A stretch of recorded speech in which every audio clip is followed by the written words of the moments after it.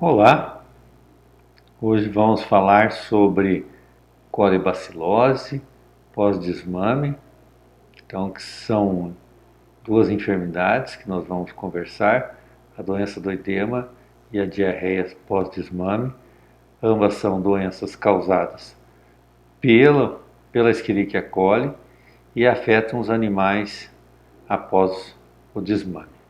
São doenças importantes, mesmo nos na suinocultura tecnificada, mas ela já foi mais importante no passado, quando as creches eram muito precárias e quando as dietas de creche elas eram muito pobres em termos de lácteos e de outras é, outros ingredientes de alta digestibilidade. Então, o leitão, enquanto ele está com a mãe, além de ter toda a parte emocional resguardada, ele não tem tanto desafio por estresse, porque ele está acostumado com aquela leitegada, ele tem um alimento líquido de alta digestibilidade para a qual o trato digestório dele está preparado, e existe a proteção da imunoglobulina A, né, que atua nas mucosas. Então, o leite da porca, durante toda a lactação, é rico em imunoglobulina A. Então, não vamos confundir colostro. O colostro, aquele que é secretado imediatamente após o parto, tem imunoglobulina A, mas ele é mais rico em imunoglobulina G. Passou a fase colostral, 24 horas após o parto, aí inicia o leite normal, que é rico em imunoglobulina A durante toda a lactação. Então, é um indivíduo que está bastante preparado contra infecções, principalmente do trato digestório, enquanto ele está com a mãe. Também, o ambiente de maternidade, ele tem os escamoteadores com fonte de aquecimento. Então, o leitão ele tem a opção de estar próximo da fêmea ou próximo ou numa área mais aquecida do escamoteador. Por ocasião do desmame, os leitões são misturados, né? Então, tem granja que desmama aí 500, outras desmama 1.000, 2.000 leitões de uma vez só.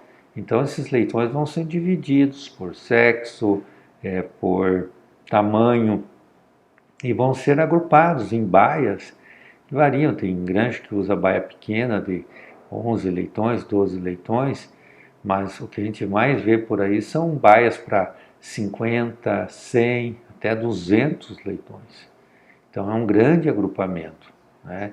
E hoje existe uma tendência na suinocultura das empresas trabalharem com crechário, que a gente chama de segundo sítio. Então tem o produtor de leitão que vende esse leitão desmamado, e outro produtor vai fazer a parte de creche.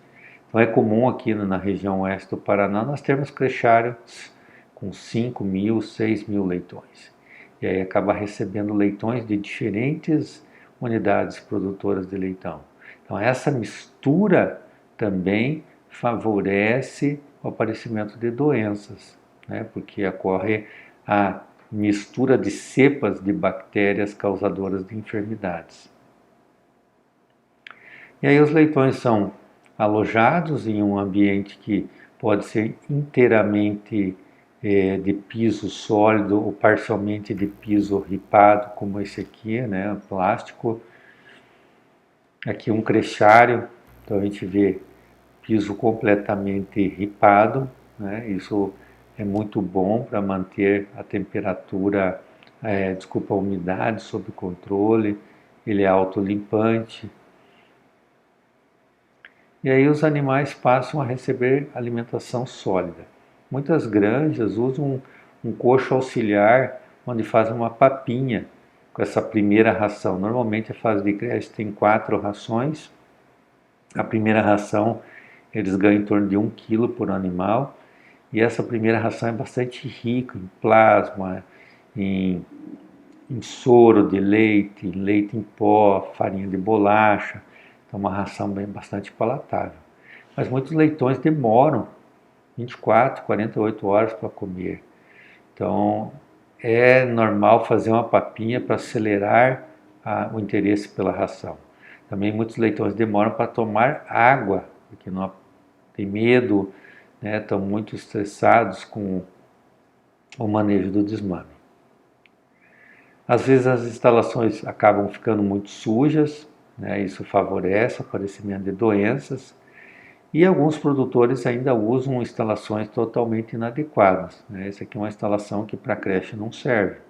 É um ambiente frio, úmido, sujo. Então, o leitão, por mais que ele tenha vindo da maternidade com uma microbiota adequada que ele recebeu da mãe, aqui nesse ambiente que existe uma grande concentração de bactérias, eles acabam tendo uma disbiose, ou seja, que é o desequilíbrio da microbiota.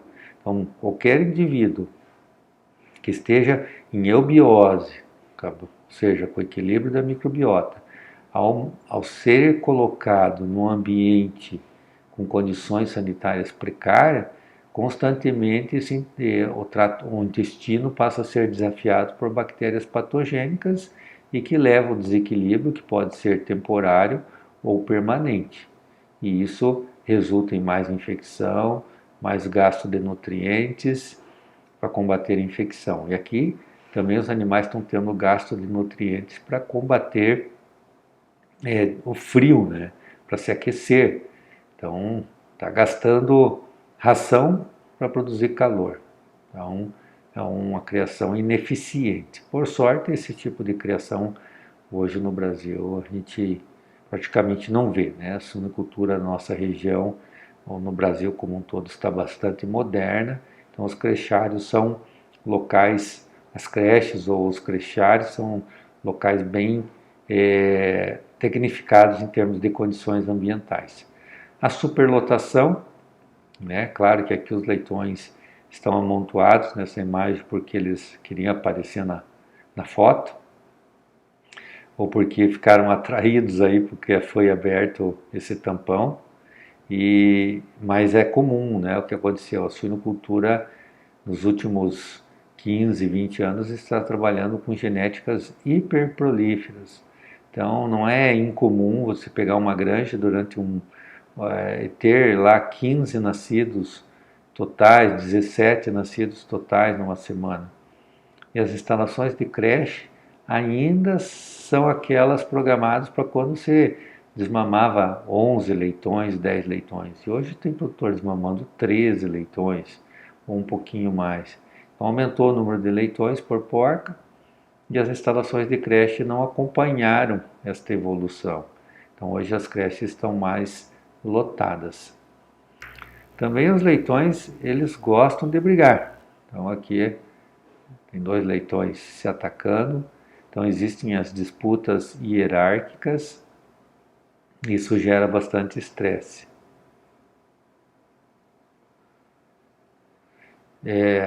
Por 24, 48 horas a gente vê muito essas disputas. Observe que tem muitos leitões tranquilos, mas tem leitões que brigam muito. E é interessante que quanto mais precoce é o desmame, mais, digamos, abaixo de 21 para baixo, mais os leitões são estressados, têm medo, têm dificuldade para mamar, para procurar alimento, água, dificuldade de estabelecer relações afetivas, então eles brigam muito. Quando o desmame passa mais próximo de 24 ou 28 dias, esse comportamento anormal vai se reduzindo, né? A gente ganha em qualidade de leitão.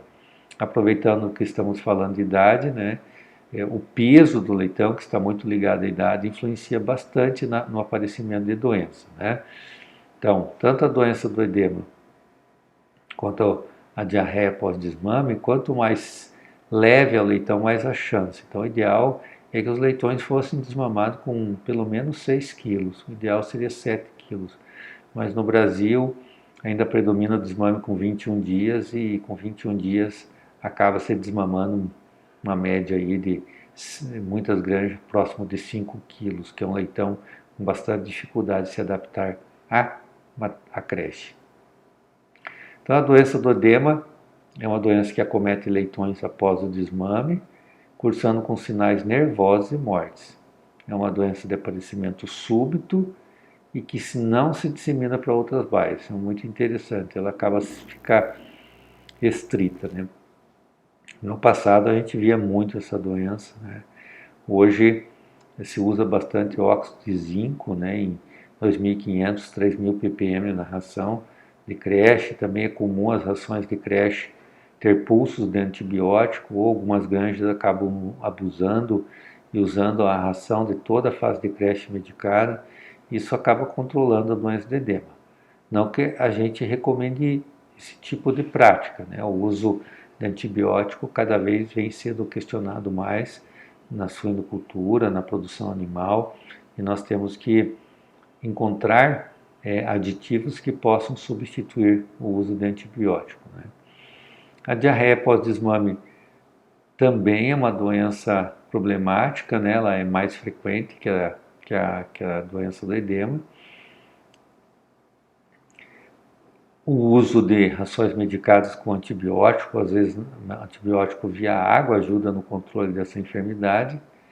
E mais recentemente o uso de acidificantes adicionados à água de bebida auxilia no controle da doença, mas também uma série de aditivos vem sendo usado na suinocultura, como óleos essenciais, os pré-bióticos, os pós-bióticos, os probióticos e assim vai, né?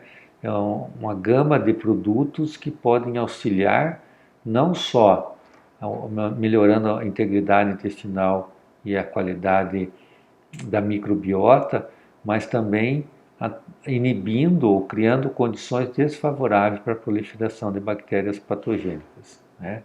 Então, fazendo uma comparativa rápida entre a diarreia pós-desmame e a doença do edema, ambas são causadas pela Escherichia coli. O que muda é que na doença do edema a Escherichia coli produz uma toxina, que é a verotoxina 2E, que ela é uma angiotoxina, ou seja, uma toxina que lesa os vasos sanguíneos. E aí os vasos ficam mais permeáveis e acontece edema, por isso o nome da doença do edema. E acontece edema em vários órgãos, e como vocês devem ter aprendido, certamente aprenderam na patologia, o edema no sistema nervoso e o edema em pulmão são incompatíveis com a vida, né? Então, acaba tendo edema nesses dois locais, o animal vem a óbito. A diarreia pós-desmame também é uma Escherichia coli, mas é uma cepa enterotoxigênica, ou seja, que aumenta a secreção de água e bicarbonato para o lume intestinal. Então, na doença do edema, aparece subitamente animais mortos, normalmente o leitão mais desenvolvido, porque é aquele leitão que comeu mais. Então, quando a ração é uma ração de baixa digestibilidade, pobre em lácteos, em plasma, farinha de bolacha e muito centrada em milho e soja, essa ingestão demasiada de um alimento de baixa digestibilidade faz com que ocorra um atraso no trânsito intestinal e a proliferação aí de bactérias patogênicas. Os doentes apresentam apatia, ronquidão por causa do edema de glóteo, andar cambalhante por causa do edema de cérebro, edema das pálpebras, dispneia por causa do edema pulmonar. Então, aqui num lote normal, um leitão subitamente morto. As creches antigamente eram assim, do piso sólido e tinha lá uma caixa, um tampão, né, tipo um escamoteador grande com uma fonte de aquecimento. Esse tipo de instalação tinha muita doença do edema. E aqui o leitão parece um universitário, né, que às vezes toma aqueles tubão de vodka, que não é vodka, né, mas tem o nome de vodka, né, e aí toma aquilo com refrigerante, aí no outro dia tá assim, né, aí vem para a aula de doenças dos suínos, parece um leitão com doenças de edema. Olha que beleza que O leitão fica em decúbito external, edema de pálpebra. Aqui dá para ver no intestino, edema de mesentério. Aqui no colo espiral, aqui a gente vê esse edema de mesentério bem acentuado. Parede do estômago, olha, observa como está bastante edemaciada. Também os animais têm edema de cérebro, né? A gente percebe isso na abertura para a retirada do cérebro. A gente observa então que as circunvoluções do cérebro estão achatadas. Então o cérebro quis se dilatar, mas não tem espaço dentro da calota craniana por conta dos ossos, então isso acaba comprimindo os centros nervosos e levando o animal a um quadro nervoso e depois a morte do animal. Já na diarreia pós-desmame, é uma diarreia aquosa, principalmente nas primeiras semanas pós-desmame. A primeira e a segunda são as mais críticas. Alguns leitões ficam apáticos e hidratados e, casos mais graves, a morte. Então, há uma perda muito acentuada da integridade intestinal por causa de toxinas, da alimentação, de bactérias. O tratamento na doença do edema é antibiótico mais diurético. Então, o animal precisa eliminar aquele diurético. Muita gente usa um cardiotônico para facilitar, mas animal com a doença do edema, aí, mais de 50% aí morre, né? A antibiótico terapia metafilática é uma alternativa para evitar que a baia inteira venha a ser acometida, né? Já na pós-desmame, é tratamento individual ou coletivo via água ou ração. A gente usa, nesses casos é muito usado endofloxacina, o florfinicol, são drogas que normalmente controlam muito bem esse tipo de diarreia. E o uso de acidificantes na água de bebida. Hoje existem vários tipos de blend de acidificantes disponíveis na suinocultura e eles auxiliam bastante no controle de diarreia.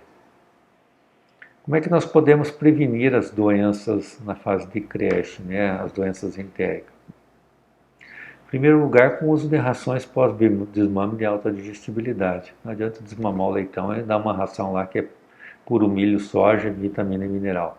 Eu preciso ter os lácteos e reduzindo isso gradativamente, da fase 1 para a fase 2, aí para 3, e a fase 4, sim, daí você pode ter uma dieta mais simples. O óxido de zinco é muito usado nos primeiros 15 dias pós-desmame. Tem empresa que usa durante toda a fase de creche, mas aqui não é um zinco nutricional, é um zinco com efeito terapêutico. Esse zinco não é absorvido, né? Esse excesso, 3.000 ppm, para você ter uma ideia, o zinco nutricional a gente usa no máximo 150 ppm, aqui vai trabalhar com 3.500 ppm, então é um zinco que vai ser eliminado no ambiente, então tem um problema ambiental, a tendência é cada vez mais isso ser mais restrito o uso, né? E o que vai fazer bastante diferença é o ambiente adequado de creche. Então o leitão desmamado tem frio, então ele precisa ter uma zona de conforto, de temperatura, né? Então 28 graus após o desmame. Tem que cuidar com a troca de calor para não ficar, por conta do aquecimento, muito monóxido, muito CO2 ou amônia das fezes. Lotação adequada, o ideal aí no mínimo aí 1 metro para cada 4 leitões. O ideal é que fosse aí 33 centímetros quadrados por leitão, né? E o manejo adequado dos leitões, então papinha, cuidar com a água, ver se os leitões estão tomando água, se os bebedouros têm água, está regulado na altura certa. É comum a gente ver granjas que têm problema de doença ou de mau desempenho, quando vai ver os bebedouros não estão com vazão suficiente, ou a água é ruim, ou ela é muito pesada, porque a água com grande concentração de sólidos totais, ou a água está vindo quente, ou a água está suja, né? Então tudo isso tem que ser visto. O leitão precisa tomar água para comer, se ele não toma água ele não come. A papinha auxilia bastante aí até que o leitão aprenda a ingerir a ração e diminui bastante esses eventos sanitários. Então aqui um crechário, observe uma instalação nova, piso totalmente ripado, comedouros automáticos, cortina lateral com tela antipássaro, forrado e a tubulação de calor passando aqui, né? Então, crechário de uma granja grande. Aqui um crechário de uma granja pequena, mas que pode funcionar também. Aqui o produtor usa um toldo com lâmpada na primeira semana, segunda semana de vida.